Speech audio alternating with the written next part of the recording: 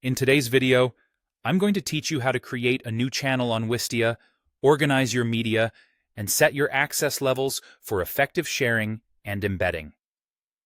Whether you're managing content for your own project or organizing a team's worth of videos, these steps will help you get started with ease. First things first, you'll want to log into your Wistia account. Once you're in, look to the left sidebar navigation menu and click Channels. This navigates you to the Channels page, where you can manage all of your current content or start something fresh.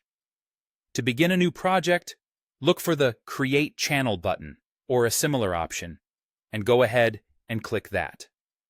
Once you've hit that button, it's time to give your channel a compelling title and a descriptive explanation of what it's all about. This is where you define the purpose of your channel. Clarity here will help your audience know exactly what to expect. Additionally, if you're interested in offering your content as podcasts, you have the option to enable podcasting for your channel.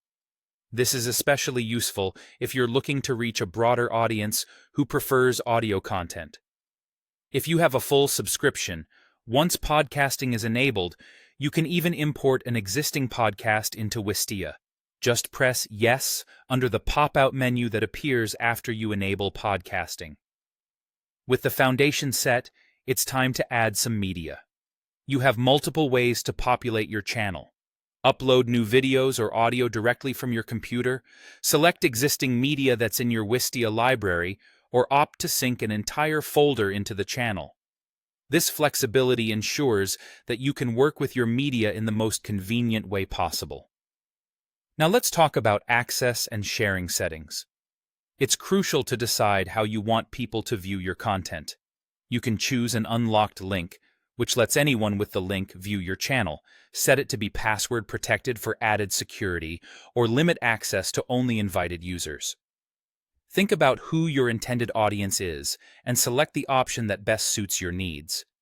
Once everything is set up, you might want to share your channel with your audience. On the channel page, you'll find options to get either the embed code or share link. Just click on Embed or Share to copy what you need. This step is key in distributing your content effectively, whether you're embedding it on a website or sharing a direct link through emails or social media. As an optional step, if you initially used a folder to upload media and would like for it to automatically sync with your channel in the future, you can set up a folder to channel sync. This saves time and ensures that any new media added to the folder is automatically reflected in your channel. And there you have it.